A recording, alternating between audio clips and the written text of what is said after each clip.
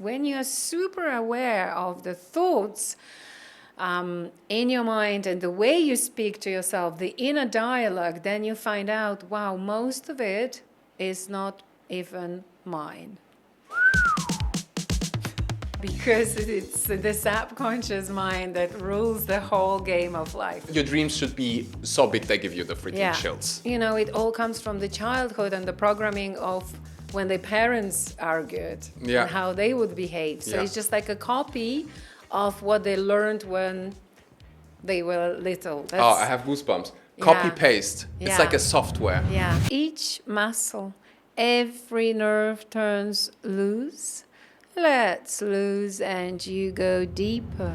It's just stopping in that moment when you got triggered, being aware of it, like super conscious, and then...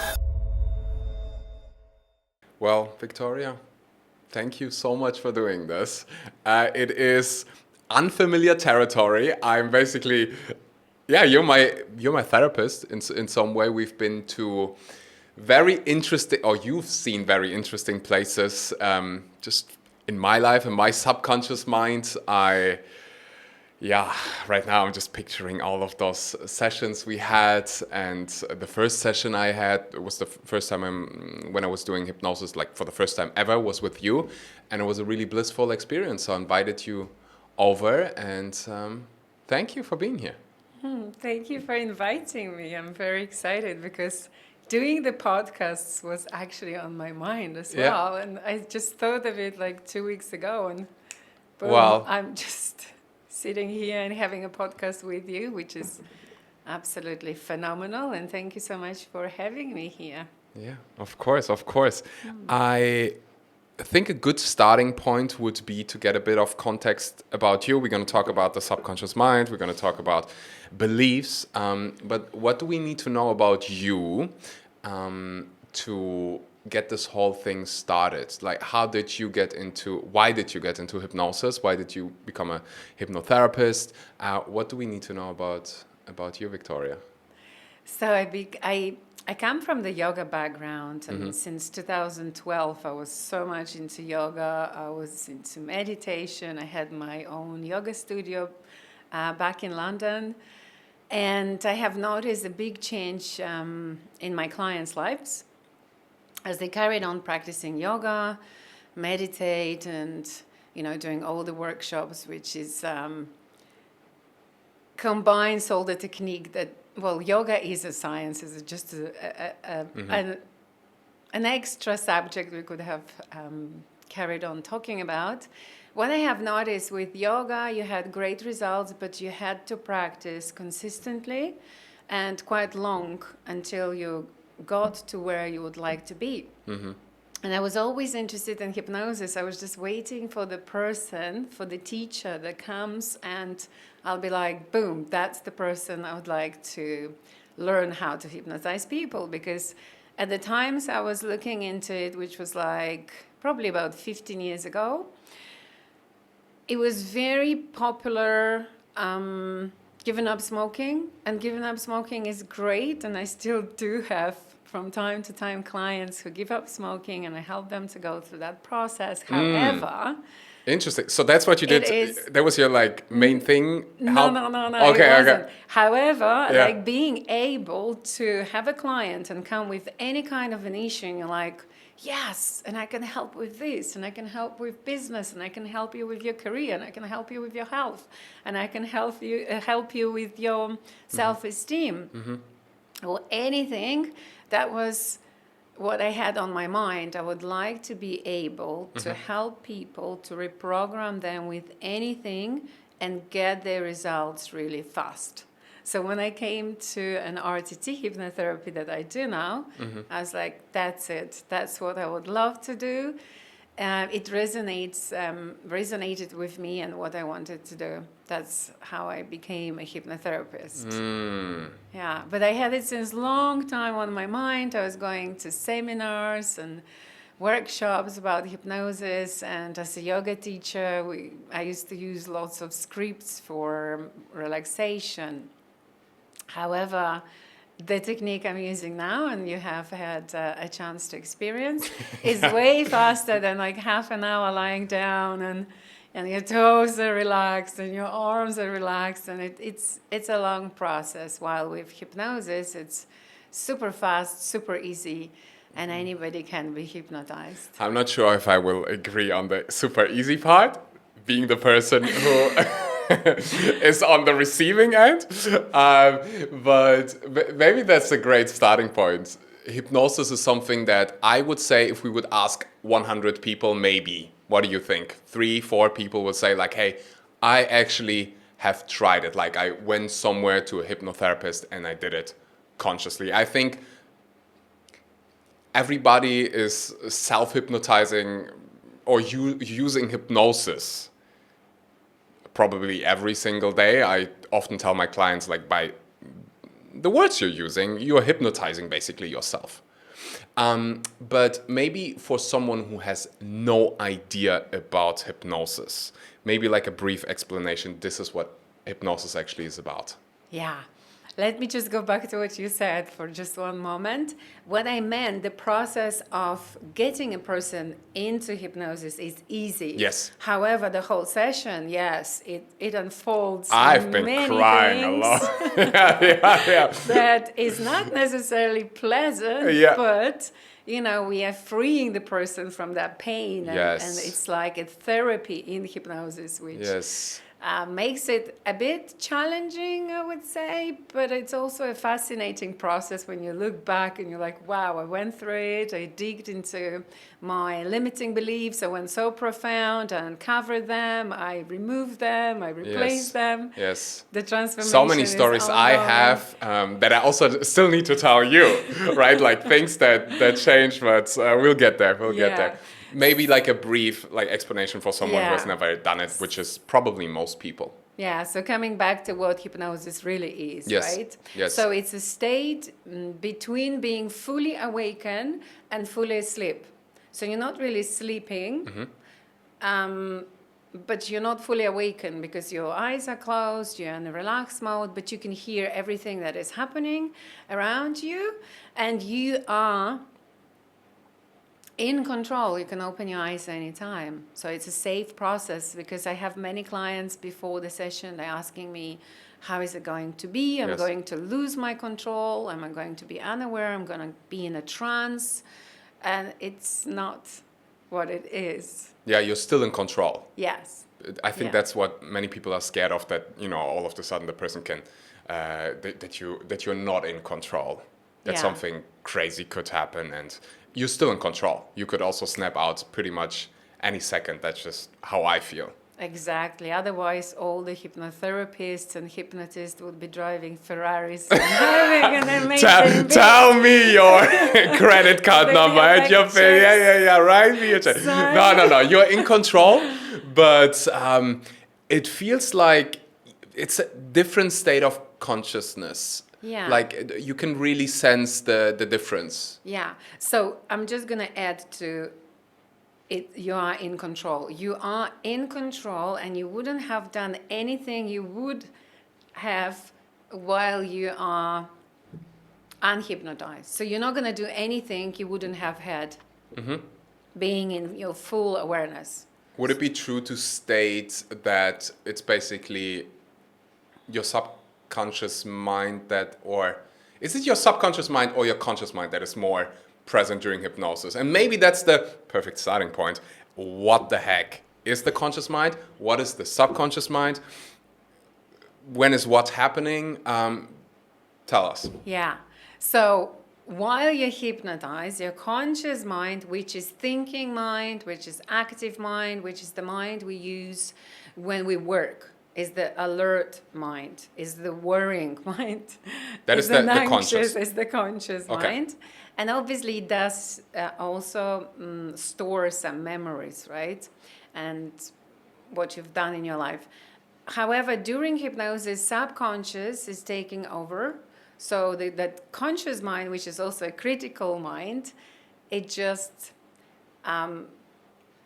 goes away. It just kind of stays on the side, and the subconscious is the mind we can program. We can literally tell it what to do, and it does exactly what we want for us. Like mind, I want to have an amazing partner, or I would like to have an amazing podcast, or I would like to build an amazing platform and invite the masters. So it's like a direct command which we can give to our subconscious mind, and that's why we work mainly with the subconscious mind, because it's the one that rules our life. Yeah, it rules that show. Would you say it's fair to say it's the autopilot? Yes, it is the autopilot when you drive the car and your conscious mind drifts away. And let's say if anybody brakes in front of you, you would also brake at the right moment, because it is an autopilot in you that would. It's like the software, like the program. Yeah. The reason why we can drive to work without even thinking consciously about it. Yeah. It's just like, I already know the way. Or like riding a bicycle, you're not thinking anymore how to do it, you just do it. Yeah. Right? Yeah. So that's the subconscious mind. Exactly. And then the conscious mind is the critical mind that is probably judging things, analyzing things, and is okay. So that is the first important thing to understand. The conscious mind, subconscious mind. And why is it so powerful to change the subconscious mind? Very obvious question, but... Yeah, because it's the subconscious mind that rules the whole game of life. Yeah, it's fucking up your life. Yeah, sometimes we consciously believe, okay, I'm going to do these affirmations and then I'm just going to change everything. And then, people start doing it, and then they see there is almost no change, because there is a reason why affirmations not necessarily always work. So it doesn't work if I just... What's the reason? I'm happy, I'm happy, I'm happy, I'm happy, I'm happy, I'm happy. Yeah. And what rules that programming?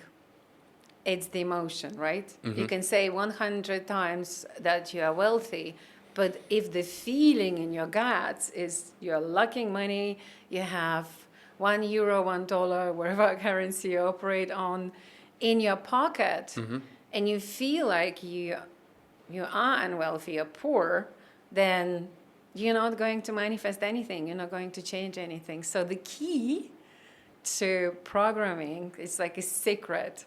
It's tell us the secret. Tell us the secret. Yeah. So the secret to programming subconscious mind is the feeling, right? Because it operates on emotions. So we've got to elevate the emotion, like joy, love, gratitude, and on that we can start programming the mind. So that's why always, whenever I hypnotize people and work with reprogramming subconscious, I always implement the feelings, and you might remember it from your hypnosis and the recording you've been listening to. So the feeling, the visualization, of course, and hearing. Very often I also use that, people telling you like how successful you are, or you can hear your mom congratulating you, get that Oscar, or you can hear your neighbor telling you, wow, you lost so much of weight. So those factors are very, very important. Yeah. Yeah. I said it as a joke, but I think it's really true. What often sabotages our life quality is the subconscious mind is programming. You're not consciously thinking and making the decision, I'm gonna go and isolate myself. Like there was a trigger and then your subconscious mind is reacting. It's like a program. It's a loop. Yeah. So subconscious is taking over, let's say, an example of a relationship, and let's say you don't want to argue with your partner, but then you had an argument, and then all of a sudden you go out of the room, right? Yeah. You just leave it. You run away. And you run away, and you are not even aware in this moment that it's been run on autopilot. Yes. And I had a client actually who has noticed it recently in this after the session. We had a conversation, And so they notice that they're running out of the room on autopilot because, it all comes from the childhood and the programming of when the parents argued Yeah. and how they would behave. So Yeah. it's just like a copy of what they learned when they were little. I have goosebumps. Yeah. Copy paste. It's Yeah. like a software. Yeah. And that programming takes place basically in the first 6-7 years of your life. Obviously later still, but that's, when you were born, you were like an empty hard drive. And then your caregivers, your surrounding, they put all of those programs into you. Exactly. Your teachers, your neighbors, your society, Yeah. your friends, everybody Exactly. Yeah, around you, your parents, obviously. Yeah, and then you become an adult and you look back at the programming and you're like, there's some things that I really like, but there are many things that, I don't know who put it in there, but I don't want that to be my program anymore. And you mentioned just a really important thing. The subconscious mind often takes over when there is a trigger. Yes.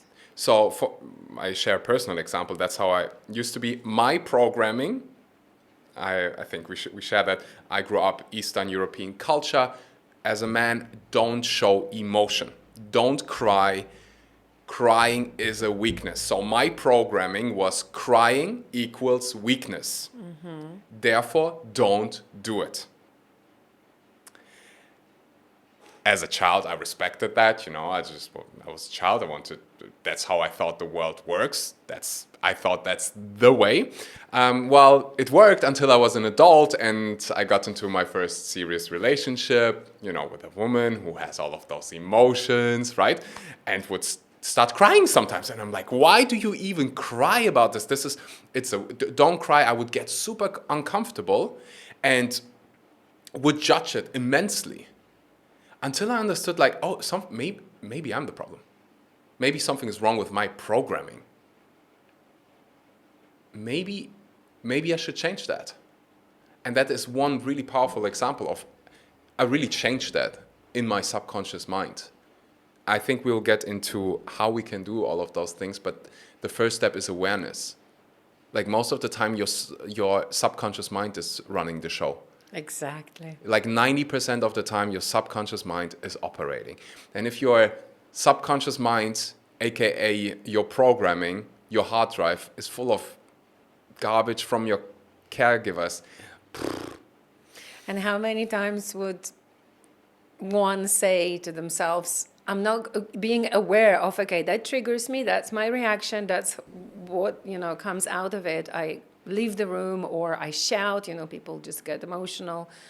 And so many times even thinking, okay, consciously, I'm not going to make it. When the situation comes, there is a trigger, and then again, the same behavior comes out. And it's uncontrollable almost for so many people. We cannot control it. That's why we have to work with the subconscious mind. Yeah. But you have to work on it when you're not in the moment. Yeah. Because in the moment, it's really hard. Fight, flight, freeze. Then it's hard. But then, you do the best time to learn how to, deal with triggers is when you are not triggered. The best time to talk about how you want to argue is when you're not arguing, when you're in a good state. And I have a situation that I want to share because it can be so exciting as well to work on this. Because I had this pattern, this programming from being a child that whenever a trigger happens, I isolate myself and give someone the cold treatment. It worked. It was coping mechanism as a child. Mm-hmm. And I really worked on this. And there was this moment just a couple weeks ago with someone who means the world to me. And and she also noticed it. When I went to this, she said something, it triggered me, and we both snapped at the same time, and it was like 13 seconds or something. I'm like, oh, no. We are not going there. I'm not going there.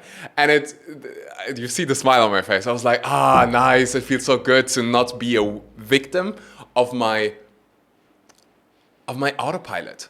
So, you know, sometimes even when you are on an airplane, you know, sometimes you need to take over. Autopilot is amazing, great, but sometimes you need to snap out of the autopilot. Yeah, and it is actually possible to change a behavior in a moment, change the way you would have acted, you know, if you wouldn't have caught yourself in, oh my God, I'm triggered and I'm just about to have this reaction. But you have to be so conscious of it every time. You have to do the mindfulness practice, and nobody believes that we've got time for it, right? But it is possible. It is possible. Is there and a it way that takes helps it that you takes- recommend to clients? Like when you can sense it, like slowly but surely, I'm getting triggered, I'm going back to my old programming. What can we do? Well, you have to be super aware of that, first of all. As you said, first step is the awareness. Second, it's taking a moment, right? Not to react straight away, but just take a breath, Yes. stop yourself, Yes. and then from that place you can change the way you're going to react. That's what they call actually karma, right? Is the way you respond to the situation, is responsibility. It's the awareness of how you're going to respond Yeah. and taking control of that Yeah. action, how I'm going to react to this situation, how I'm going to so I am responsible, so I'm able to respond in a nice way as well, because it's entirely up to me, right? Yeah. It's just stopping in that moment when you got triggered, being aware of it, like super conscious, and then, okay, take a breath, and now I can change it. Sometimes it could be easily changed. Sometimes I saw people being aware of that, and then they would still go for the old pattern because it's so familiar that it just goes. It's not that easy for them to overcome. Yeah. We love familiarity. Human beings. Yeah. We love it. We love the familiar, Yeah. even if it's destructive. It's what the mind loves. The mind loves familiar, and it avoids unfamiliar, and we learn what we live.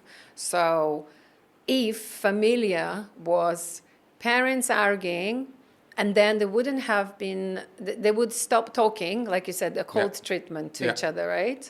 For like, I don't know, for days. Then as a child, you learned that. Oh, that's the right way of doing. That's the way of communicating to another person.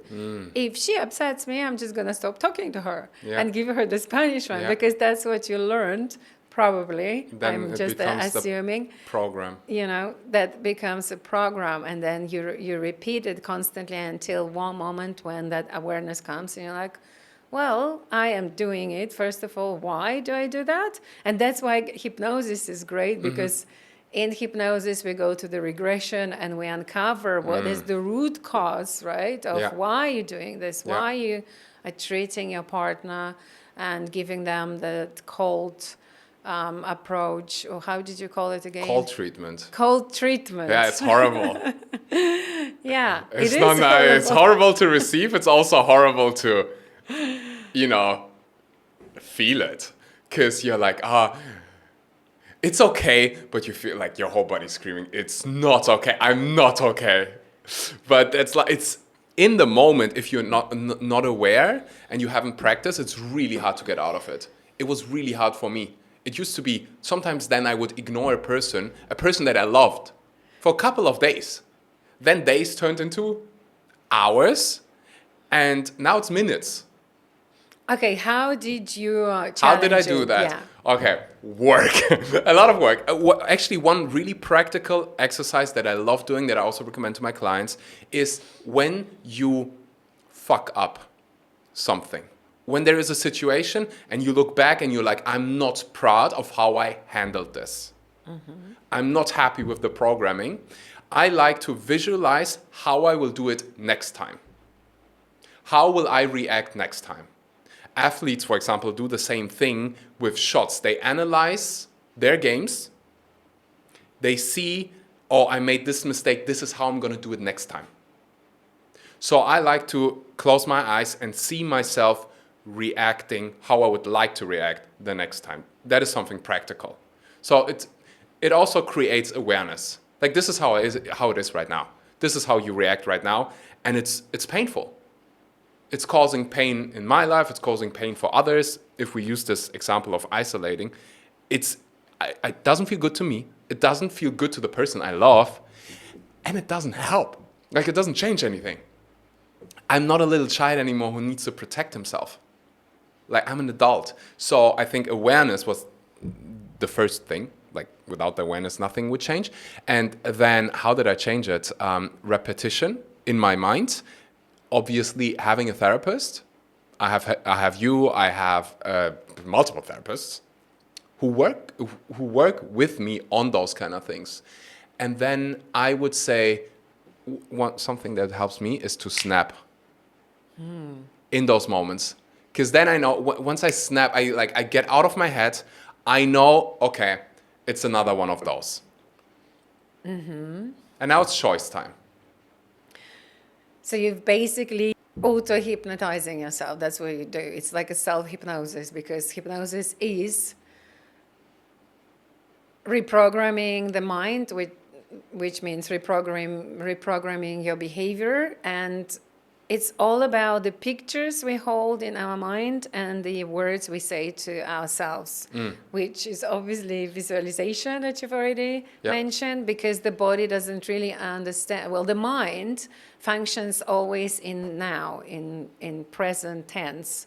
Therefore, when we practice those practices that you have just given an example, the mind doesn't really distinguish, is it the past, is it the future? It's happening in now. So it's like it's been already wired, this type of a behavior into the mind. This is how I'm reacting next time, right? And the more you practice, and there is another rule of the mind learns by repetition. So the more you practice, the better it like roots into your subconscious mind. Yes. And excuse me, another valuable thing would have been practicing it in alpha state or in theta, right? In a relaxed state where your conscious drifted away and your subconscious taken over, because otherwise the subconscious would have been negating everything. You know, very often, like when I speak to my clients, when they do powerful affirmations, and if it's during the day and the mind is very alert, so they say, like, you know, we have given already example of I'm healthy or I'm wealthy, but the mind goes, no, I'm not. Like when you were in the hospital, let's say, right? Yeah. It wasn't probably that easy for you to work on visualizing yourself healthy when you were given just a few days to live. And that's why we practice it in a different state of mind. And when the brain wave is, we are in alpha or theta or even gamma. Yeah. Do you want to explain the states for someone who doesn't know what those states are? Sure. Alpha, beta, reminds me of school again. So it's super easy. I'm going to be very listening. brief on that. So beta is our alert mind. It's our, as you said, analyzing, critical mind is where we work. We are fully like in action of doing something. When Those are all brain waves, right? Yeah, it's a brain wave. That you can measure technically. Yeah. So they are brain waves of the mind. And beta is the active, the most alert. So right now, probably I am in beta. Yes, we're both in beta. I'm trying to stay a little bit in alpha as well. But it's between beta and alpha then. Okay. So then alpha is our like a daydream mind, is more meditative. It's when the brain waves slowing down. So they flow slower. Is that why do you know those? I sometimes listen to them during my meditation or when I do creative work, alpha meditation music and those kind of things. Yeah. to slow Okay. down your To slow- mind. slow down your Exactly. mind. Okay. Yeah, to slow down the wave of the mind or brain, right? Same thing. Yeah, so in alpha, you can be already hypnotized, or you can go into meditation, do your visualization, because it's going to work better for you.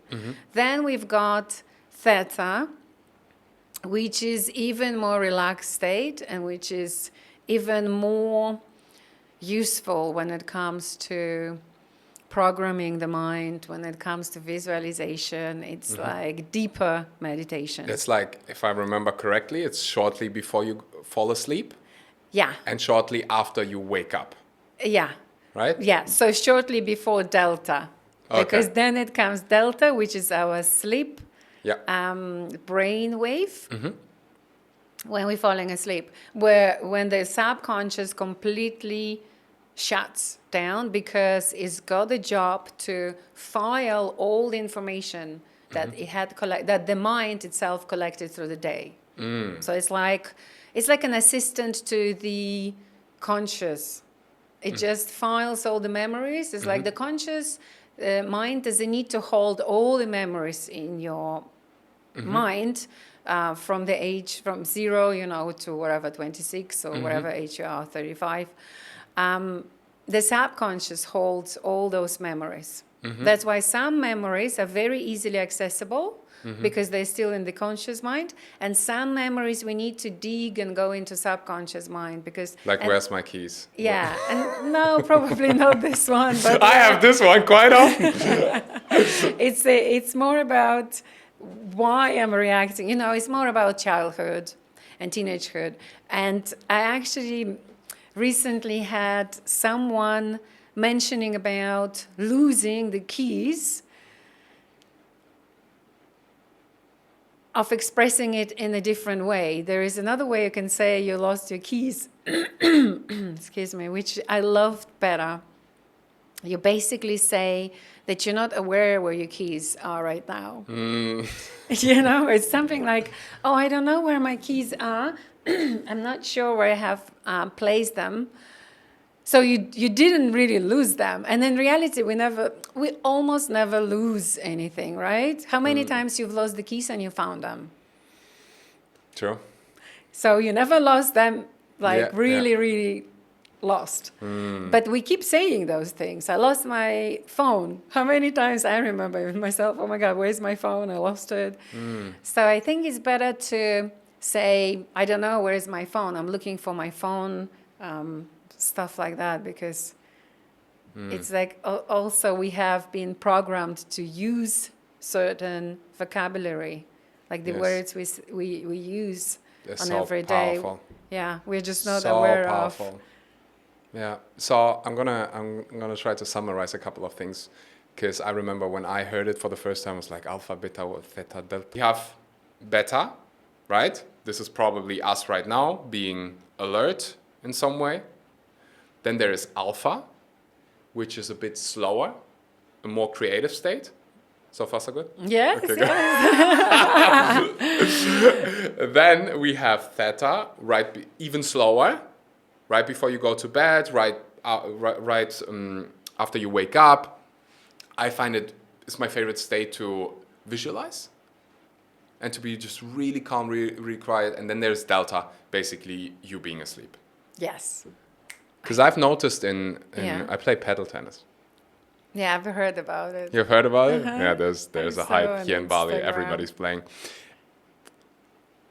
I find it really interesting that you play the game, you notice your own mistakes, you go to bed, next time you play, I don't make the same mistakes anymore. And I'm like, when is it happening? Like, when is the learning happening? I just find it so fascinating that you literally build new neural associations in your brain so that next time you do it the right way. And I think we can learn a lot from that. Like you rehearse it almost. If you play tennis and you make a mistake over and over again, you almost like rehearse it. Okay, next time I do it like this. And I think it also works with the mind. Like, this is how I used to react. I don't want to do this anymore. This is how I'm going to react next time. Yeah, you can program yourself. So before you falling asleep, you can just see yourself, how would you ideally play. Yeah. Later during our conversation, we will it will become important because we're going to talk about me doing hypnosis basically with you and run you through the process of it. And one part of it is listening to this hypnosis right before you go to bed and basically falling asleep with it. And that's when it becomes really relevant why alpha, beta, all of those, right? So let's say someone is listening and says, well, fantastic. No, I know what the conscious mind is. I know what the subconscious mind is, which is already great. Probably 1% of the population. Congratulations. Why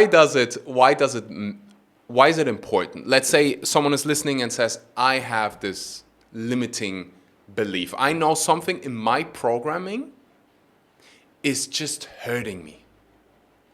I always go back to the same old pattern, to the same old programming of, I'm not good enough to do this.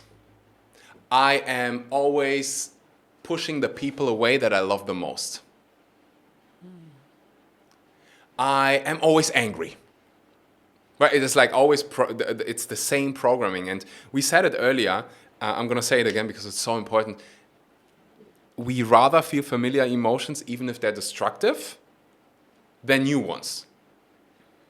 And if you understand that, that is actually really crazy. And I'm talking about that. I'm teaching about that. And sometimes I still catch myself, this is just familiar to you. You're still choosing the familiar over the empowering, over the better. Yeah. Yeah, because we're wired so much, right? It's like a tape in our brain that is constantly repeating itself. And when I was doing this very mindfulness practice, which was being in here and now for 4 months, and I was eating very slowly, moving very slowly, drinking super slowly, you put the cap away super slowly. Then I could also analyze my thoughts and the way I was thinking. And gosh, I have discovered so many things about myself and how my mind is wired. Let's say when I was procrastinating, I could hear my mind saying to me certain words that my mom would have told me when I was little in my language, in Russian. Wow. When actually I don't even anymore know what language I think, because I speak 3 languages, Polish, Russian, and English. But I think my mind mostly now work in English. So, and then I could, and which was amazing because really I was also in London, and what was amazing, I could suddenly, when I was really observing my thoughts and, what flows through my mind during the day, it was those words of my mom said to me in Russian. And I was like, that's weird. Wow. That's really like, it's a tape. And how long and then I recalled the moment when she said to me this particular phrase. And I thought that was like more than 20 years ago. And that tape is still in my mind telling me off when I'm procrastinating, but I just wasn't aware of it before. While now, it's just been like a massive discovery to myself, like revelation. Wow, that's how we are wired, and that's where the critical voices are coming from. Because when you're super aware of the thoughts in your mind and the way you speak to yourself, the inner dialogue, then you find out, wow, most of it is not even mine. This podcast is relatively young, and if you want to support our mission to give you access to the most extraordinary minds, to the most helpful success recipes, well, then you can do something that takes about 3.5 seconds, which is to subscribe to this podcast. Gives us the ability to give you access to the most amazing guests. So just click on that button, helps a lot, takes 3.5 seconds. Thank you so much, and I'll see you later. Coming back to critical voices. No, and the way most of it is not even mine. Yeah. It's not the way how I would talk to myself. So I had to stop myself and rewire myself in a moment. Victoria, you are using kind language to yourself. You're going to talk to yourself like your best friend. And I do it whenever I procrastinate now. Let's say I've got to do something technological, which I'm making myself familiar with, but it's still quite an unfamiliar place. Let's say it's a new platform where I would like to download my videos and stuff like that.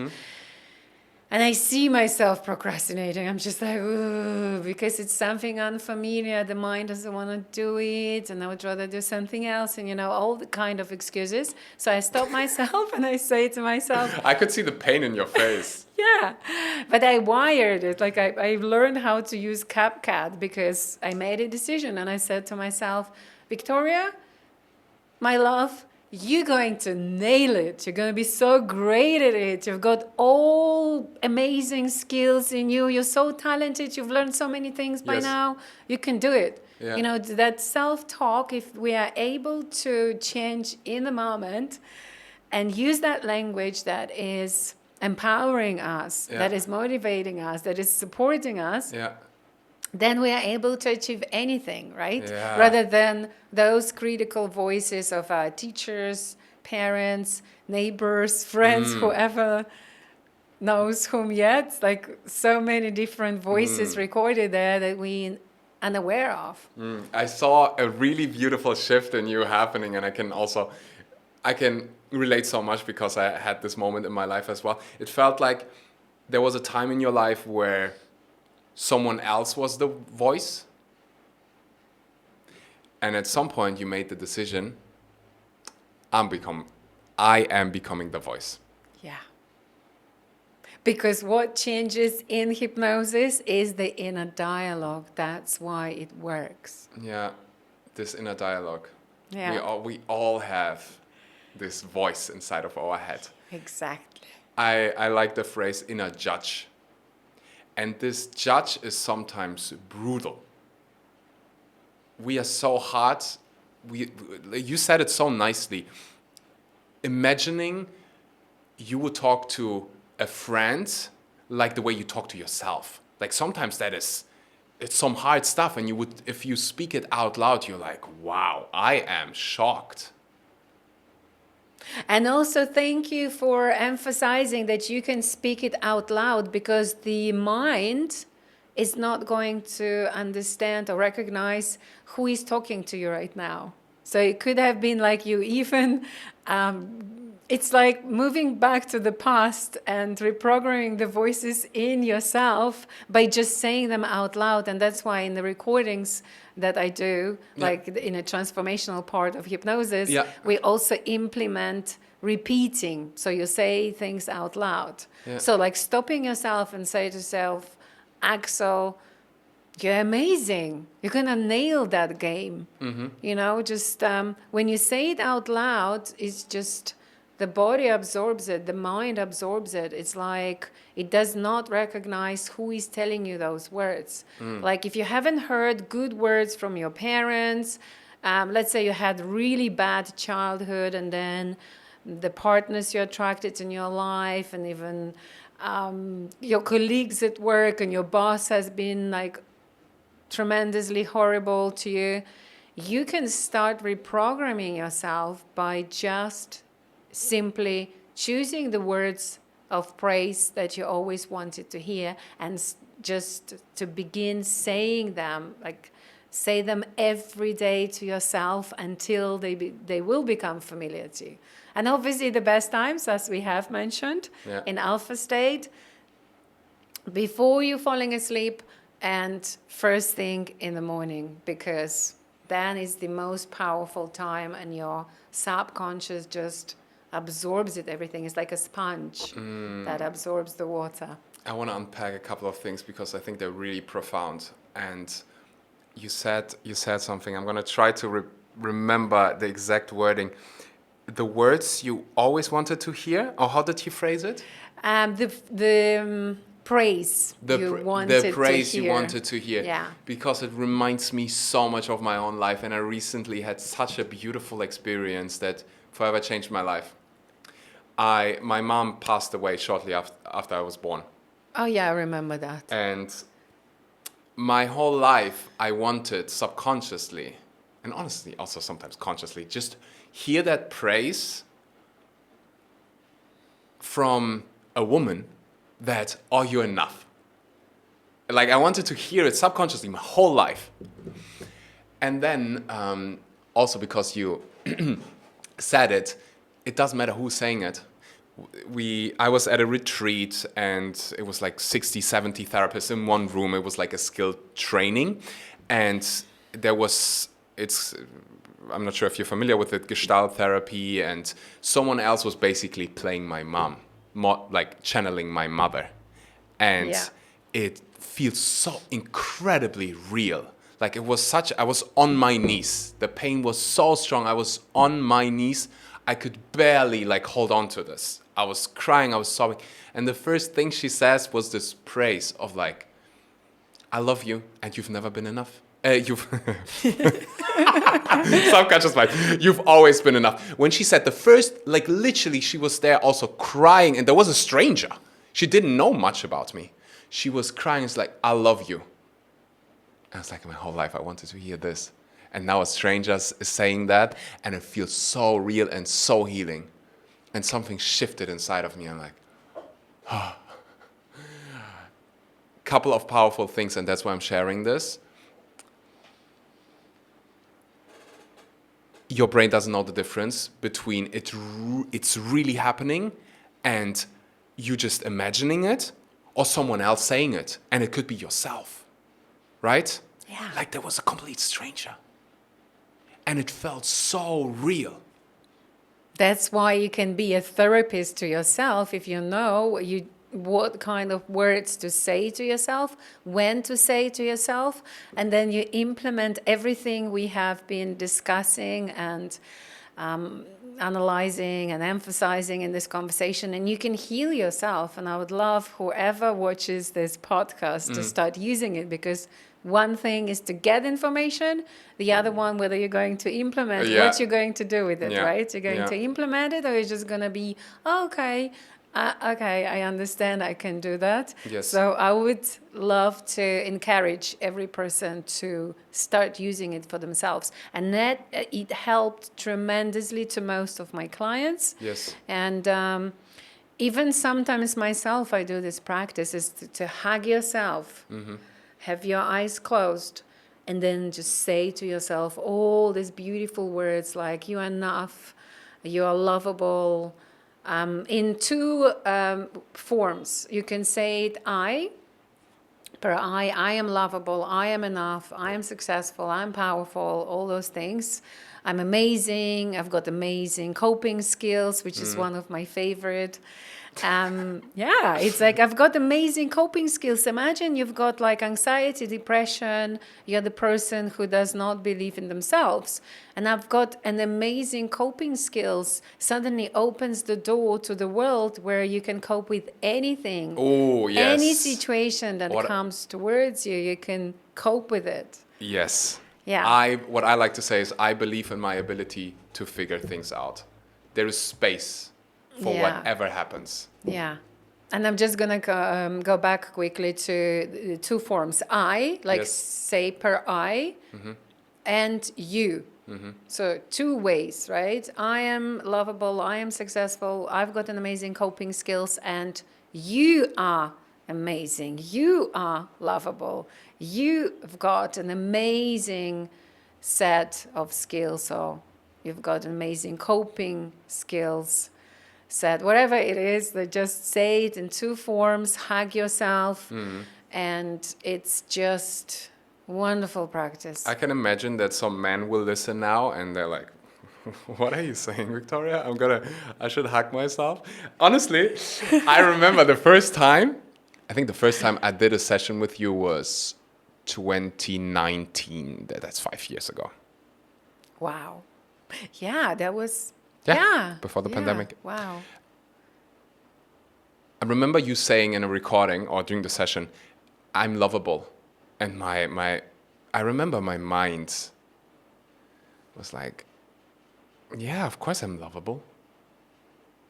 if I'm being completely honest, just now, I'm 5 years later, I'm turning 30 soon.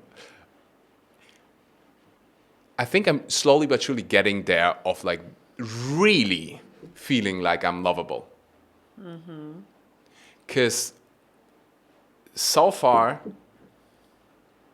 especially with women, I've been always trying to get this, yeah, you're enough, that I didn't get from my mom. The approval The that approval. most of us seeking through our lives, the approval. The approval. And I have so many conversations with my mother about this. And even though she's not alive, I can still have conversations with her, and they feel really really real. And that's also what happened during this session when someone else was playing my mom. She said, like, stop trying to prove it. You don't have to. And I was like, oh my gosh, so many patterns from relationships became, I understood them. I'm like, interesting. You can also use the words when it comes to your parents. I'm proud of you. You know, it's even when you have, imagine that people who are listening to us, they would love to heal. Because I had many clients who are men and they did this practice and they carried on and it changed their lives. Okay. So I would love to imagine that actually people who are listening to this, going to do this practice, and if you're a man or a woman, doesn't really matter. You can tap your shoulder and say to yourself, you are a great daughter. You are an amazing son. I am so proud of you.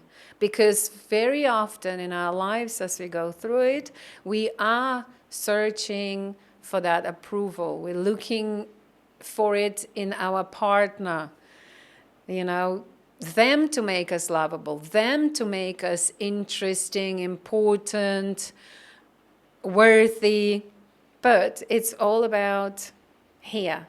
It's all about feeling worthy first yourself, then you achieve success. Feeling worthy first, then you attract a lovable partner because you would believe, I am worthy of having a dream partner.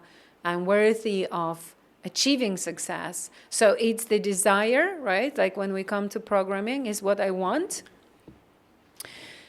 A desire to succeed, right? I want to be successful. Then feeling worthy, I am worthy of being successful. Then how does it feel like being successful? I think that's the crucial part, An right? embodiment, right? Yeah, the embodiment. How does that work? If someone is listening and say, like, really, I've tried this affirmation things, and like I'm saying things to me, like I'm enough and I'm lovable, but it ain't working. You're talking about embodiment. How do I do it when I don't feel that? Yeah. How do I tell myself? Imagine you're just going through a breakup, okay? The worst time of your life, usually. It's hard. Yeah. It is hard. Yeah. It's really hard, and let's say you're not feeling so positive. You're feeling all this pain. You feel like you lost somebody, even though, you said something earlier. You almost never lose things. Oh, yeah. But you are feeling like you it feels like you've lost something. But the person is usually still alive. The love. That was really healing for me to understand. Okay, I can still love the person. Maybe in a different way, but the person is still here. And that's really helpful to me, for someone who... Yeah, that's very true, because nobody ever can stop you from loving another person. Yes! And that's what I did when I was breaking up. I just decided, I'm going to love that man until... Yeah, where's the love going? Yeah, it's not that it's like disappearing through your ear or something. It's still there. And I'm like, I want to... If I just reflect, I don't want to demonize all of the sudden the person that I said I love you to.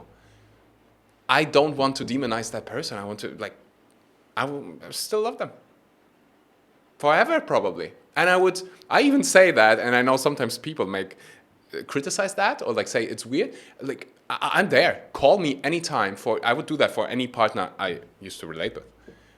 I would be there. I would help, of course. Yeah, I became friends with a few of my exes as well, because that's the healthy way of departing yourself consciously.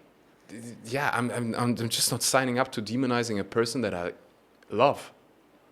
Well, that would have been a very big punch in your face, because that would have, if you demonize the person you used to go out with, that means you are miserable attracting that person, being with that person for so long, right? It's just like it would devalue your own character. Do you know what I mean? Yeah, I do know definitely what you mean. Been through some painful breakups in my So let's go back to my life. Let's go back to the I'm in that position. I can relate. Let's say I'm in the position just going through a breakup. It's really painful, and thoughts come up like, I'm not going to find ever anybody. I'm always going to be alone. I'm suffering. How on earth do I basically do those exercises you just meant? How do I embody? How do I become someone who attracts a beautiful, healthy relationship out of that lack? Like, how do you transition, basically? Yeah, that's where hypnosis really helps, because in hypnosis, we would have first uncovered the reason of why you keep attracting the same partners that are emotionally, let's say, unavailable, right? Yep. Why do you believe you are unworthy of a great relationship, of an amazing partner?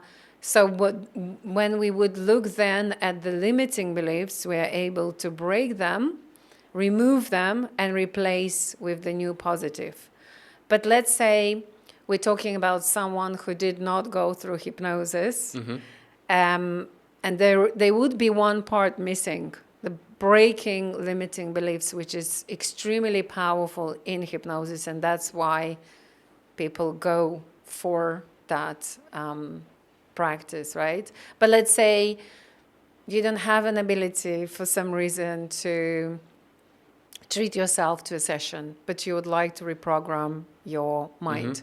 So first of all, the decision, coming out of victim mode, well, I can't do this, I'll never get anybody. Strong decision. I would love to attract the right partner. Like a burning desire must be in your body, in your mind, that is just empowering you that, yes, I'm going to do that. So focus away from unwanted to focus on wanted. Yeah. This is what I want instead of this is what I don't want. And often after breakups, we are like, this is what I don't want to feel. Yeah. And you're focusing on all of those things. One of the most beautiful exercises I've ever done, being grateful for all of the amazing things your ex-partner has done for you. Yeah. And that would have been a part of visualization that you would do while working on attracting the right partner. So first decision, I would like to. Secondly, write down exactly the partner you would like, which you pointed out already, instead of thinking of what you don't want. You're programming your mind by even using the words mind. This is what I want. This is what I'm choosing. I'm choosing to attract the right partner into my life and form a healthy, long-lasting relationship, or a marriage if some people would like to marry. And then start visualizing it. So let's get the emotions. Get yourself into an alpha state, get some music, or just lie down and breathe for a while until you feel your body is relaxed, and then start visualizing it. Okay, how do I feel I am now with my partner, holding hands, doing some stuff? The more vivid you make it, Which stuff, Victoria? romantic stuff as well. The more you make it vivid, the better is for you and for your reality, because I've got the clients where we do a part of visualization in hypnosis. They were visualizing it, and now they're like, Years after, I'm asking them sometimes, or sometimes they reach out and they say, oh my God, my life is amazing. I moved to another country. I live in my dream house. I've got my dream partner. I love what I do and I'm well paid for it. And it was all at some point in the visualization, and now it's a reality, So the better you visualize, the faster it comes into your life. And then repetition, because mind learns by repetition. So we are programming that rehearsal. So you rehearse it in your mind. And then you take action. So you go to the gym. You don't probably go to a yoga studio unless you're a guy. You would like to meet a girl. But if you're a girl, you're probably not going to meet him at your yoga class. I recently heard a piece of advice. If you want to find a really good partner, go to the gym on Sunday morning, 7 a.m. or 8 a.m. And I was like, yeah, I go to the gym around that time. There's nobody. Not in China, for sure. No, yeah, in general, like you don't find you. Also the gym, I'm not sure if that's the best place. Usually when I go to the gym, I'm just training and doing my thing. And I'm like, yeah. Anyways, but a couple of really good things. And I wanna recap them. Maybe you can even, while you're listening, get a pen, get a piece of paper, and actually do the exercise, because I think it's really powerful to write down, this is how I would like to, this is the partner I would like to have. Mm-hmm. And actually, I've got another practice now coming to my mind that I would love to share, is to writing yourself a letter from a future, like yeah, we do that at our retreats. Yeah, like congratulating yourself in that letter, like, hey man, you did it. That is so funny that you're saying it, because we literally do the same exercise at our retreats, and we say, we tell people, start it with, you won't believe what happened, and then you tell what happened. Yeah, and it sounds a bit like woo-woo stuff, but if I just do the same thing, and I'm sure it's true for you, true for a lot of clients, and you hear about those stories all the time. If I go back 5 years ago, all of those things I wished for are now my reality. If I go back 10 years ago, I remember sitting in my tiny room and saying, like, I want to inspire millions of people. I want to have hundreds of thousands of followers, and I had, I just started. And I want to do this in English. And back then I didn't speak even the language. All of those things are true now. I want to live somewhere warm. And I would basically say what you just said. I did what you just said. I would sit down in the morning. I still do that practice. I visualize 3 things that I want to experience. And I already experience it. Because the mind doesn't know the difference between reality and you just thinking about it. Mm-hmm. And what I also love about the dreams is they need to be unrealistic. Because sometimes we get stopped on the way if we share our dreams, and people are like, oh, you'll never do this. Are you crazy? And, all this kind of critical voices coming from everywhere. And yes, I am crazy, because the dreams should be unrealistic. The more unrealistic the dreams are, the more doable they are, the more exciting it is. Why? Because it pushes us forward. Because if it's not a dream, because if it's realistic, it's your goal. It's your goal, right? My goal is to move to Bali in wherever year, and now I'm wherever. Because it's all about the dream. Like, okay, let's take the players, like a basketball players or football players. Their dreams are unrealistic, because usually if you follow the story from a football player that comes from a village, like from the little age, they know nothing about football. They just playing at a good level, and suddenly, but they already have that seed in their mind as a child built. I am going to win the World Cup, So you need to dream unrealistic in order to get to your dreams. Because if you dream, what is realistic dream? Like, give me an example.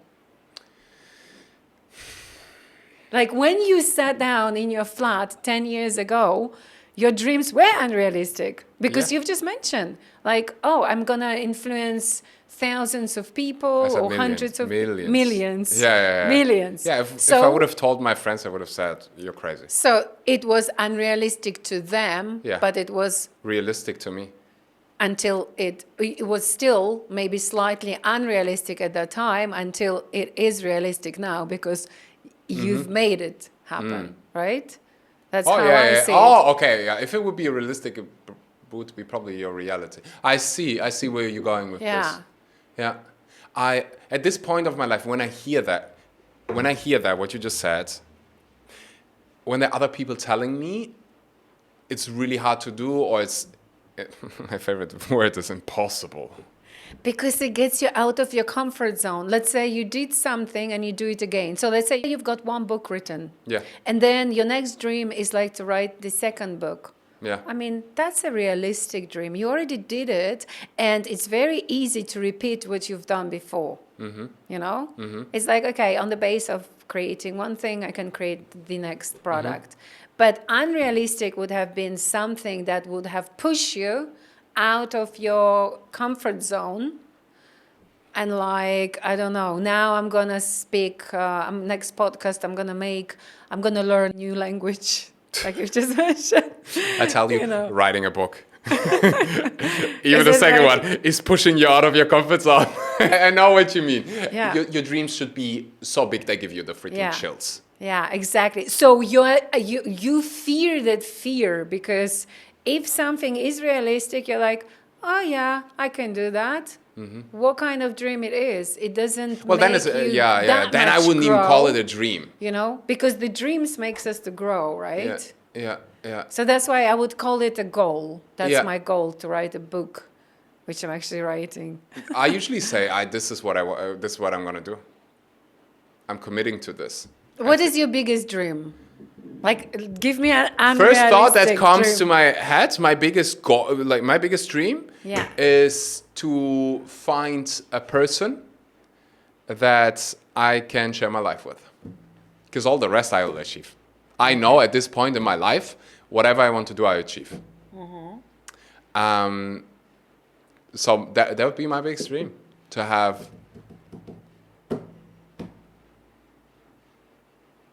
a healthy, loving relationship, perhaps a cute puppy. That leads into a family? Yeah, just a really nice connection where I have the feeling like, hey, I'm being fulfilled. So I think my biggest dream would be this fulfillment, I would say. I think there are part of my days where I'm fulfilled, but there is this, right now, that was just my honest, raw thought. The first thing that came up when you asked me what would be your biggest dream, it'd be that picture of a family. Yeah. And it is realistic, right? Or does it feel unrealistic right now? No, it feels realistic. I don't know which dream to me feels unrealistic. Because at this point in my life, I have so much proof that if I really commit to something, if I really want to make it happen, I make it happen. Sometimes it takes long, but I don't care. But then maybe it's something for you that would have pushed you forward, and you know, you are, even though you keep moving forward, you still are in your comfort zone because you got familiar with the things you do, because you were doing them for years. I give you something. Yeah. So I'm writing a book. Or we wrote the book. We're publishing it. Publishing it next year. I want to make a movie out of it. Oh yeah. Yeah, I haven't communicated that anywhere, but and I was like, it would be funny if I would win an Oscar for that, an Academy Awards for it. Be really funny. That would be so. But honestly, inside of my head, it's like it's gonna happen. I've got like a goosebumps. It's a beautiful dream. I hope one day I can use this clip and say, use it for before, after. At this point, I have. My biggest regret also in terms of like sessions with you is, why didn't you allow to dream even bigger? Because all of those things you wanted 5 years ago are now your reality. Why didn't you dream even bigger? So knowing it, I'm like, why not dreaming really big? So how much of what we have been working on has actually now came as reality in your life? I'd say most things. I really wanted to have a massive impact. I think at this stage of my life, I've done that. I don't know, this year probably 30, 40 million people that when we do really meaningful work. It would be nice to go back to the recording from 5 years ago, what I asked for. But like my vision board from 5 years ago is now my reality. I remember I always thought my dream is to drive this white Tesla, and then we were living in LA and I drove this Tesla and I'm like, actually that wasn't a dream. I'm really happy with my little scooter, with my bike in Bali, I would say almost everything. I don't think back then I wished for this fulfillment, love and connection.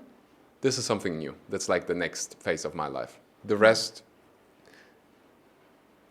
I'm really happy with. That part is something that, my biggest desire is. And I think it's pushing me out of my comfort zone. Because it opens up all of those fears, wounds. So yeah, the rest, I'm more confident about. Yeah. Great. So I would like to be at that Oscar presentation. The thing is with the Oscars, you can only bring one person. It's really hard to bring someone. And I knew who I would bring. So. Well, let's see. Well, yeah. I think it's a question of time. But even more important than that is this is the reason why I do it. I think that has really shifted in the last 5 years. It's not about getting this praise that Axel, you are enough. I don't need that anymore. I think I feel that now. You do feel it now? Yeah, I feel it now. Yeah. Yeah, it's also easier. I used to have, remember 5 years ago, I would say I had a bit of workaholic tendencies because I was like just working to numb this feeling of not being enough, to compensate. Yeah. Now I'm like, I noticed it yesterday. It was such a big win for me. I woke up and I'm like, what do I want to do? I want to go to the gym. I want to go to the spa. I want to get a massage. And it was like 12 and I started working. And I was launching something. I'm like, this is actually amazing. This is healing. I'm so proud of that. For some people, it's probably like the other way around. But knowing my background of like, oh, you need to work really, really hard to be loved. That was the old programming. Now I'm like, I don't need to do anything to be loved. I know the people, like my grandma, my mother, they don't care how much I work. That's not a condition for them to love me. Yeah, it's like wanting to earn love. Yeah. By working. Yeah. Exactly. That's what people do. That's what I did.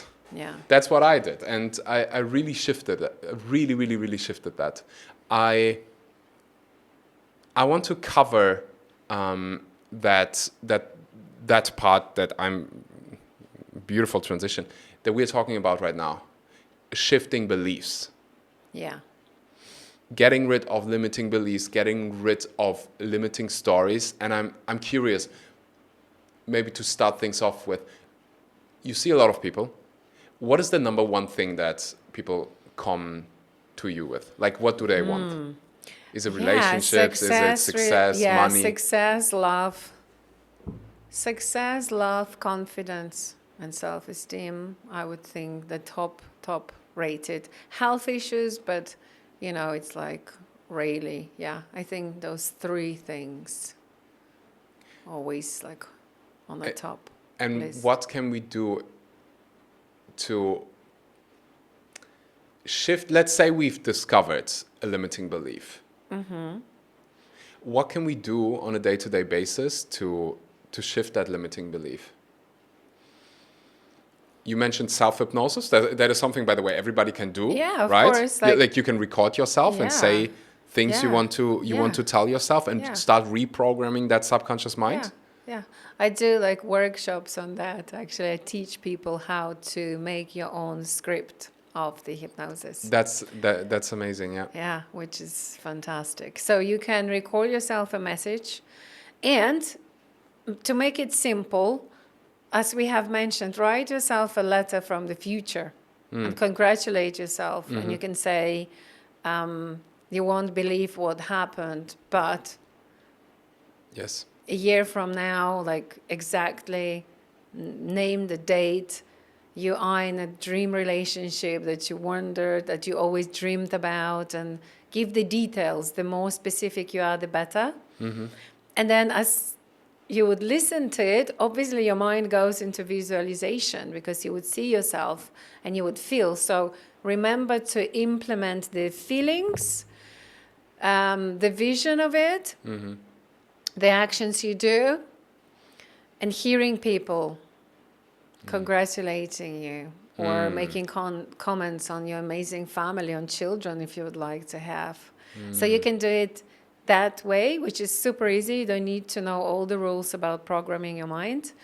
And you can do it another way, which would have been recording a music, going, like I use going down the stairs technique, which is the most powerful and fast, but you can count from 10 to 1 backwards, backwards from 10 to 1. And then just write this visualization. Again, what are you doing, who you're with, and write your powerful beliefs. Write the conversation, how would you praise yourself, or conversation, the inner dialogue in your mind that you would like to hear. You can always implement in every script, every meditation or hypnosis, that self-praise and empowering beliefs. Like you are successful, you are amazing entrepreneur, all those things that you would like to hear. I'm so proud of you. Everything that we have already discussed. And it's super easy now when you just Google things and you get the powerful affirmations on a specific subject that would have cover, and you can implement it in your hypnosis. Everything is there for you. It's just the willingness and the action. Like, yeah, I think it starts with the willingness, down. because if you're not making a conscious decision of like, I'm suffering, this Yeah. is shit, I want to Yeah. change that, nothing will happen. Or another easy way, the letter you have mentioned, write yourself a letter from a year up front, and then read it to yourself prior sleeping on every night. That's it, for like 21 days. Boom, you've got it. Or if you... But you got to repeat it. I think that's the really important part. Well, Like, of course. Yeah, that's the... Because for such a long time, we've been telling ourselves one story. And so, like, if you tell a story so often, you start believing it, even if it's completely untrue. Of course. And I've recently heard people saying, I hate myself. It's like... Can you even understand what damage you can make to yourself by saying these words to yourself? Because the body reacts, there is a chemical reaction straight away. By the way, I can give that's a really point. You said it like Yeah. by the way, I think can you repeat what you just said, because I think it's really important. By the way, when you speak to yourself in a bad way, the chemical... what did I say? I forgot. That was you. You got the chemical reaction. Yeah. You get a chemical reaction. Your words frame your reality. That's why the words you're using are so freaking powerful. Yeah. And that's not some like positivity bullshit. That's just how it is. Yeah, because every word actually, like your body reacts to every word that you speak to yourself, like emotionally and physically. And you know, when I do the hypno sessions, I always do this test with the lemon. And you know, like testing the lemon, and people do have saliva coming into their mouth. Yes. And that is what is proving that, look, your body and mind reacts to every word you're saying to yourself, because here is a physical reaction, which is saliva produced through your body while you're thinking of a lemon. So if you're thinking of hating yourself, imagine what bad stuff is happening right now in your body. And of course, you're going to start feeling worse and worse and worse. And we tempt to repeat the same words over and over again, right? So that hate myself, probably, if it's repeated 3 or 5 times, you are already programmed to hate yourself and feel those feelings of hatred. Yeah. That's what I like to. That's what I at the beginning of the episode I said. Self-hypnosis, because I see it all the time with people. Yeah. Repeating the using those same words over and over again. At some point, you start believing them, and it's going to be part of your program, and you think, So I think the first and most important thing is that people make a conscious decision. Hey, I'm going to become the gentle observer of my language, of my thoughts. Exactly. I am becoming the voice now. This shit ends right now, right here. Because it's not you. You said it so nicely earlier. It's not even mine. It's someone else's. And you know what? It's interesting. I've mentioned it to a friend of mine who said, of course my thoughts are mine. And I was like, okay, I'm gonna leave you to believe what you want, because we had a little discussion, which was leading to an argument. And I was like, yeah, you're not the man I would have dated, because to me, it's I see it visibly, and I would love other people to experience it, and I would love to be with a conscious partner.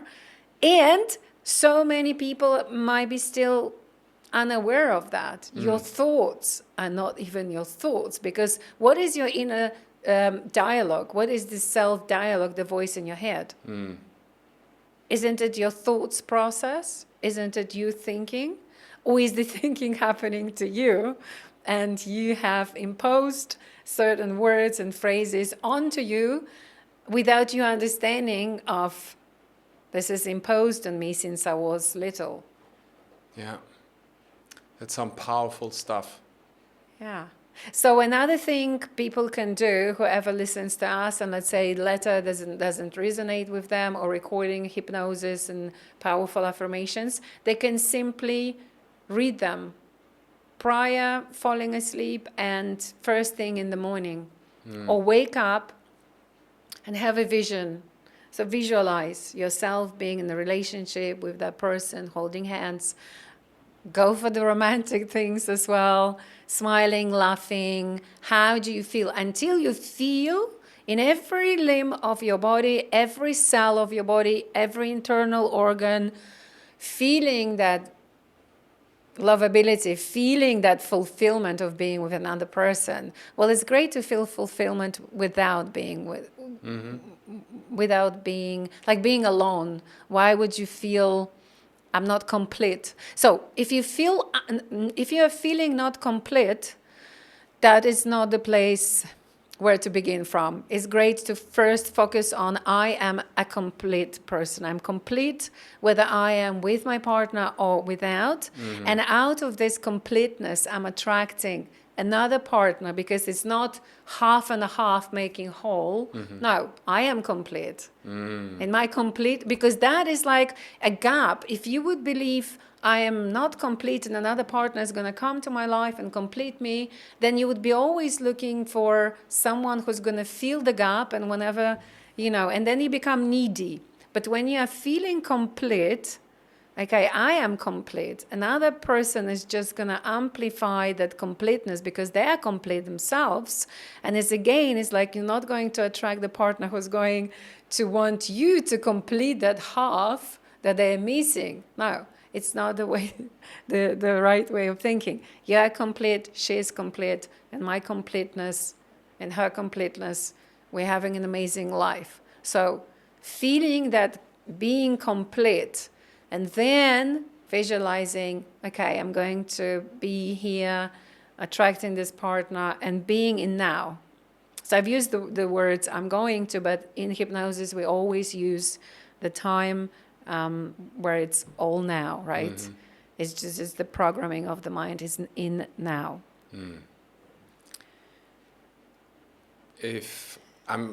While you were talking, I was also recalling the first session I ever had with you, and because you mentioned those stairs earlier, Right. and I remember running down those stairs that I always ran down as a child, and often my nightmares it's really interesting. When I was a kid, young adult, I had so many nightmares that completely disappeared out of my life.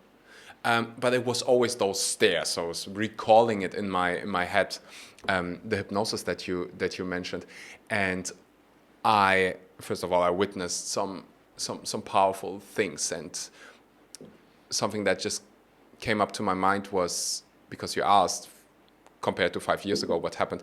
I used to be terrified of one of my caregivers. Even back then, like I would just be terrified, and I had a hard time speaking up for myself.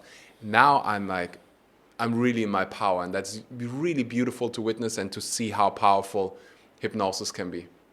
So powerful that I think I shared it with you. Every single time when I did it, and it was about this one person, that person reached out right afterwards. Like sometimes we wouldn't be speaking for months when I did hypnosis. I know it sounds crazy, but always afterwards I'm like, wow, that stuff is really powerful. So amazing. How much time have we got? Shall we give our viewers a sample of hypnosis? if we can, sure. I wasn't planning on this. You're gonna do it with me, or Yeah, how's it gonna work? Okay, wow. Make sure that, because there is a myth there's so many myths about hypnosis, just to show that it's a super safe practice. Let's do it. Fantastic. Yeah, so ready for a sample? Good. I'm ready. I was born ready. I love that statement. Okay, so I'd like you to sit in a comfortable position. It's good if you're leaning back, you've got like a chair, or you might be sitting on the sofa right now if you watch us. And I'd like you to look up and find one spot over your head. So everybody's joining, right? Yeah. Okay. So I'm everybody, inviting people unless to you're join. driving a car or something. Oh yeah, exactly. If you're driving Don't a car, close your eyes if you're driving a car. or if you're operating some Heavy means exactly flying an airplane. Unless Okay. you're on I'm gonna shut up autopilot. now. So yeah, sitting comfortably. Just open your eyes, Axel. The hypnosis. Yes. Okay. No. So sitting comfortably, look up and find one spot over your head. So imagine you're looking somewhere. It's like a real or imaginary spot over your head. And keeping your eyeballs glued to that real or imaginary spot, take a deep breath in and breathe out. Keeping your eyeballs up again, breathe in. And each time you blink, that is hypnosis coming up on you. Breathe out again, breathe in. Hold that breath for a second or two. And breathe out. And take one final deep breath in. Hold it for a little longer this time. Keeping your eyeballs up as you exhale. Just close your eyelids down. All the way down, that's perfect. And as your eyelids shut down, the muscles and nerves in and around your eyes are becoming heavy, droopy, drowsy. Your eyelids are starting to feel right now as if they've been glued shut, sealed shut, and locked very tight. And soon you'll notice that the harder you try to open them, the more they'll feel glued shut, sealed shut, locked tight. And now forget all about your eyes, forget about position of your eyeballs, let them flow whenever they want.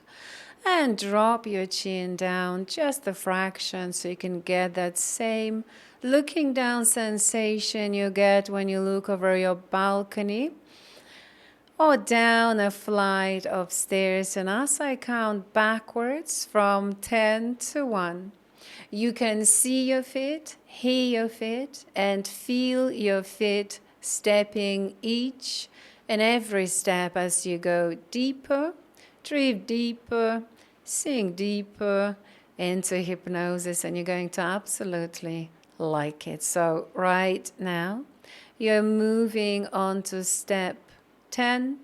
As each muscle, every nerve turns loose, lets loose, and you go deeper. You're taking step 9, going deeper into an awareness of yourself.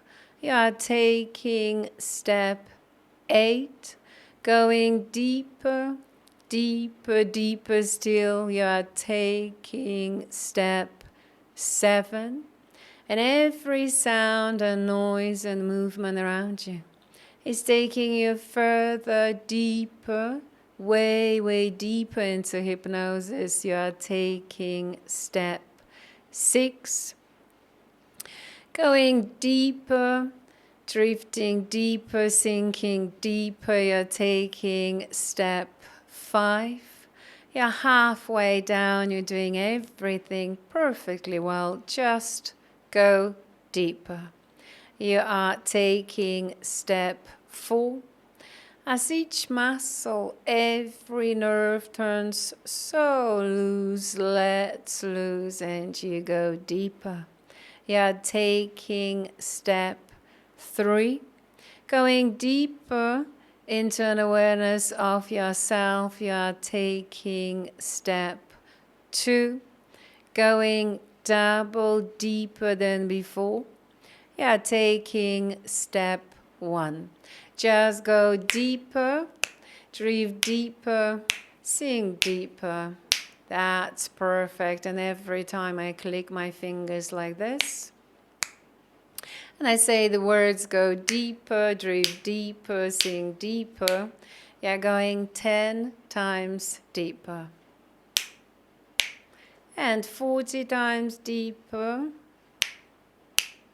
And 80 times deeper. And 100 times deeper into the most pleasant and healing state of hypnosis, and you absolutely like it. And hypnosis is not about being asleep, it's all about being suggestible, and I'll show you how incredibly suggestible you are. So I'd like you to imagine that in your left hand you are holding half of a big juicy lemon, and you can squeeze that lemon and you can feel that waxy skin, and as you breathe in you can smell that wonderful smell. Nothing smells quite like a lemon. And I want you to bring that hand up to your mouth. I want you to open your mouth, and while you're staying in hypnosis, I want you to imagine pushing that half a lemon into your mouth, and as you push that half a lemon into your mouth, you are chewing out the flesh, you're sucking out the juice, and you keep chewing and biting that lemon. And what is happening is your mind believes you're chewing a lemon and you're producing saliva because of that thought. Because every thought has a physical reaction and an emotional response. So you can see now how incredibly suggestible you are. There is no lemon, but because your mind believes there is, your body is reacting to the lemon. So you've just proved to yourself that you are incredibly suggestible. The fluttering of your eyelids is proof. The blinking is proof, and now making saliva is proving to you that you are very, very suggestible. And now you can forget all about that lemon and just go deeper. That's perfect. And as you go deeper, drift deeper, sink deeper, relax. Just for a moment, stay in that state, feeling safe, feeling wonderful, feeling like your body is recharging the batteries, getting more energy with every word you hear. The energy just floods into your system, into your bloodstream. You are feeling love with every single cell of your body. It's just spreading all over your body, all over your heart. That's it. Just go deeper, drift deeper, sink deeper. And now I'm going to bring you back. Or shall we? Let's do one regression. Just stay where you are. I'm just going to regress you to a moment from your life where you got some limiting beliefs and blocks about money. So as I count backwards from 5 to 1, you're going back to a vivid, vital memory, a crucial scene, event, place that all has to do with why you are feeling unworthy of money, why you believe that you can't be successful. And as I count backward, you're going to end up being in that moment of your life where you were told something about money. It could have been that money is hard to get, there is not enough of money, or any other belief like money is evil.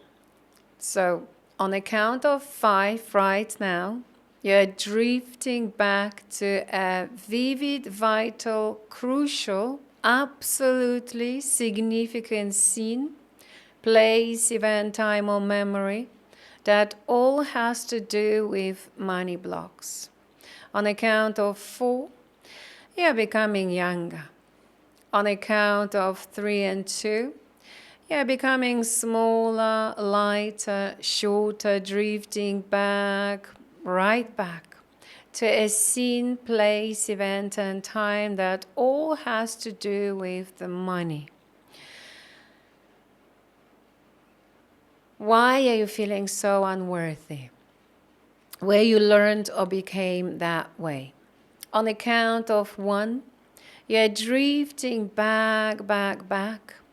Years, months, weeks, days are peeling away off your body as you go back, back, back. And as I click my fingers right now, this scene is coming into your mind easily, effortlessly, almost automatically, like the screen on a computer is warming up and suddenly the picture is there. Your subconscious mind is forming a picture of you, and you're going to know the answers to all of my questions that just will pop into your mind easily, effortlessly, almost automatically. So the scene where you're now, is it a daytime or a nighttime?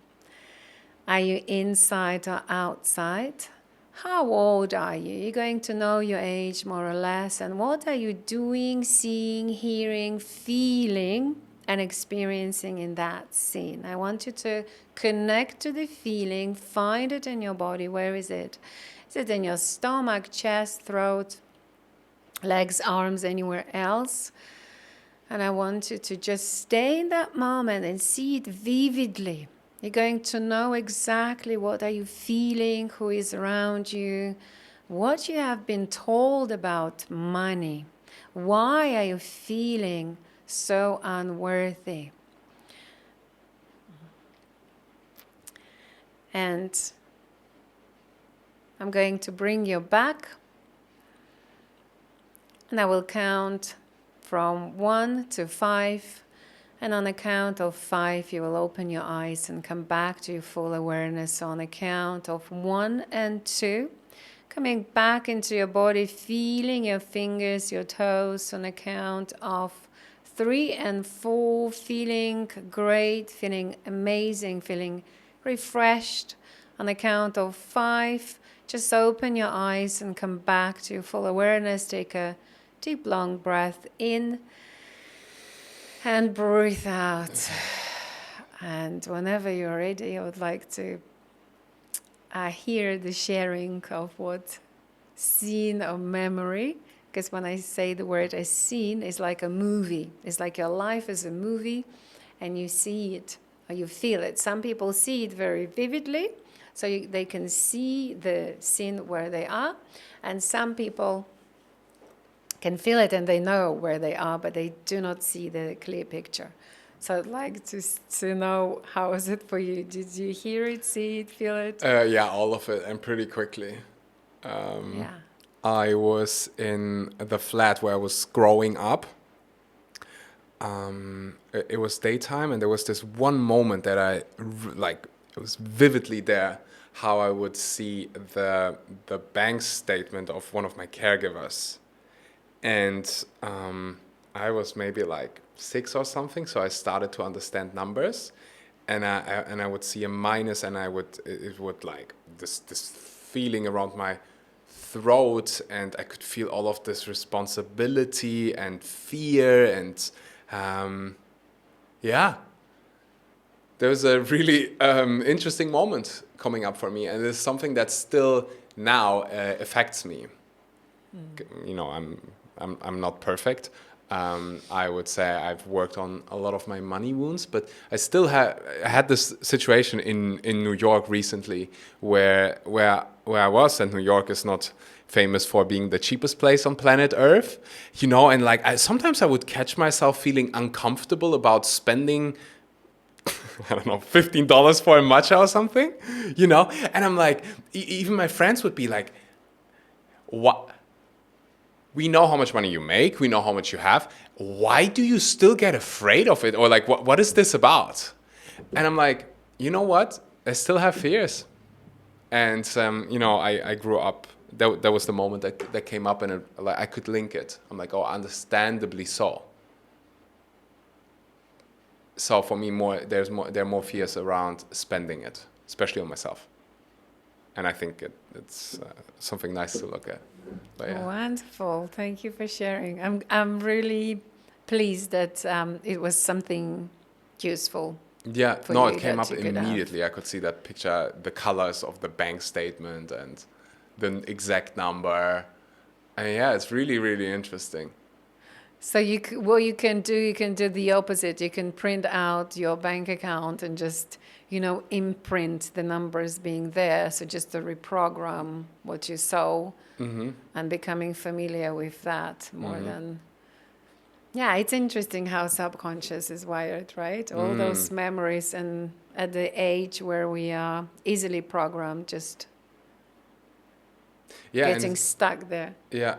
I also noticed that like I felt so much responsibility in that moment, and I was like a little kid. And this is something like one of my biggest learnings this year. I don't need to take responsibility for other people. Like their happiness is not my responsibility. But somehow for 29 years I carried this around me. Like I need to take care of this. I am responsible for how they feel. I'm like, no, it's your job. You know, your happiness is your job, not my job. But it was programmed into me, like I have to take care of everybody. I need to make sure that everything is all right. Yeah, and it's very age appropriate. That's what we do when we're children. Yeah. We are just getting all this heaviness on our shoulders of being responsible for our parents, for them to be happy. I was trying to please my mom for years and to make her happy. And I recalled myself into a scene where I remember I was looking at her because I was so little that I had to look up, and just asking her, are you happy? Please smile, smile. I was asking to smile. And then after 30 years, I realized I've been doing the same thing, but just by buying her gifts. And and that was also like a moment of a big awareness. I don't have to, I don't have to do it anymore. You can't even do it. Yeah, I am not responsible for it. Yeah. You can't. No. As much as you want to, you can't make someone else happy. It's not our responsibility. This deep happiness. You can buy someone flowers and they feel touched and loved. But if the person itself doesn't have the ability, or not have the ability yet, to like feel really full, have the awareness. Yeah, it's their responsibility. Yeah. And it comes out quite often in my sessions. Yeah. Like my recent client, she had also an issue with making family happy, being a people pleaser, because that's then what it turns into. I'm going to please people, I'm going to please family around me, so they're going to be happy. Yeah. Yeah. Powerful word. That is something I hear often, like I'm a people pleaser. I'm like, Yeah. whew, that's some strong hypnosis. Yeah. Basically means I take responsibility for other people's happiness, and I'm trying to fix them because I'm afraid to feel something. Yeah, or because I'm not feeling lovable, so I need to prove to everybody Yes. that I'm a great person and they Yes. can love me Yes. by pleasing them and doing whatever they would like me to do. Yeah. Sometimes it's almost like jumping off the cliff, right? Yes. Because Yes. more people see that you are willing to bend, more Yes. they would stretch you. Yes. Victoria, this podcast is called Success Leaves Clues, and I have the vision that at some point I put the best advice, the best knowledge, the best wisdom I collect here on my podcast into one book and give it to my kids. Or if I don't have kids, the kids of someone I like. Why wouldn't you have kids? I'm not sure Do if you I want think- to have. Ah, I'm okay. alive at this point of my life. Right now, I don't. Maybe Okay. changes, maybe it doesn't. Like don't make my happiness doesn't depend on the fact whether I have kids or not. All right. So right now it doesn't feel right to have kids. There is no programming that you can't have kids. or No. anything like that. Okay. It's I mean, I could have 50. I have plenty of kids, in an orphanage here, and it doesn't matter. It's right now. I always thought I want to have a lot of kids. And it had changed And because it had when I changed. met you, I think I you wanted to have kids. Right, Yeah. What I know now, the next 12 months, especially with like promoting the book, no kids, please. Okay? And that's how you can also, by the don't way, program want your mind. kids. I'm happy. Right now, no. Well, Axel, the mind doesn't understand. I'm happy with how. Anyways, so the podcast is called Success Leaves Clues. I want to get the best success recipes. So my question for you, what is the best advice that you have ever received? If you could put one success recipe into this book, what would it be? Holding a vision of yourself, the version of yourself you would like to be constantly in your mind. And as you keep improving that vision of yourself, your new successful who published the book, let's say, right? Then keep improving on the picture and moving from one moment to another. Like constantly waking up, remembering who you are, holding that vision of your dream future as you carry on through your whole life, because then you keep improving the picture. But that's what helped me a lot. Like my vision of myself, Yes. when I was moving to Bali, I had my goals. I'm going to be recognized hypnotherapist. I'm going to have clients from all over the world. I'm going to publish my book. Okay. I also write a book. And I'm going to have my hypnotherapy school, which is also coming along, and facilitate retreats, which I have been facilitating. So pretty much all. And I hold that vision of myself. I had a clear vision when I said it, and I remember the moment I said it, and I hold that vision of myself doing all this stuff. And the feelings, of course, to elevate the vision, you need to get the emotions, how you're going to feel. Yeah, sounds like you focus on what you want. Yes, pretty much. I can relate to that. It's one of the best pieces of advice. It sounds so simple, but I don't think most people can do that. If you ask most people, what do you want? They don't know what they want. They know what they don't want. They have a really long list. I don't like my job. I don't like my partner. I don't like that I don't have money. Blah, blah, blah, blah. Like, I don't want story, very long. And then you ask, but what do you want? Yes. I don't think most people can answer that question. And most people don't understand how powerful this tool is. This tool is. There's this beautiful thing called the RAS, reticular activating system in your brain. And I give you a real life example. I mean, you will know, but there was this moment, I was on a holiday, and I was on a holiday with someone I really like. And her favorite car is a Mini Cooper, right? So I go into the car rental place. I'm like, Mini Cooper, Mini Cooper, Mini Cooper, Mini Cooper, Mini Cooper. Because, I'm a bit of a romantic and, I like to make other people happy from a good place. And they didn't have a Mini Cooper. Or like only, they had one, but it was already rented. So I took the next best thing, which was the car that makes me the happiest. But for the next 2 weeks, I saw nothing else than Mini Coopers on the street. And that is this RAS in your head. If you know what you want, if you focus on it, you start seeing it everywhere. And you start seeing possibilities everywhere that you didn't even thought was possible before. So what I tell my clients usually is like, I want that you focus on what you want, be really clear about why do you want it, and the how just comes along. Mm-hmm. The how is not your job. Your job is to really become clear on what do you want and why do you want it. The rest, focus on what you want to get, and the more you focus, the more you get of it. Right? Yes. Yeah. I saw this quote the other day. Your job is to spread the seeds. The universe will take care of growing the tree. And I find it to be very, very true in life. Beautiful. Yeah. Beautiful. Victoria, thank you so much for your time, for coming all the way here, for hypnotizing me, and for also providing actionable steps. And that is something I find really important. You said it so nicely earlier. It's one thing to know all of this now. It's another thing to, sit down and maybe record your own hypnosis for those of you who want to obviously experience what it's like. And today was just a tiny, tiny bit. I think the sessions that I had with you were like 4 it was hours. Just a sample. And it really, really changed my life. And I want to acknowledge you for that. I want to thank you for that.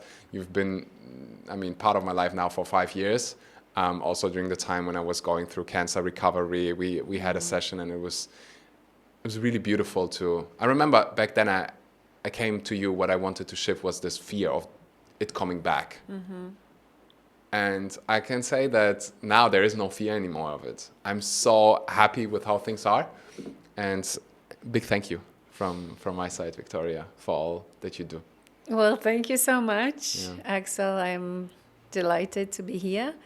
And maybe we should encourage people to listen to the hypnosis, which is on your platform, right? I'll link that up, because Victoria was so generous and added one of her hypnosis inside of our membership, inside of TLO.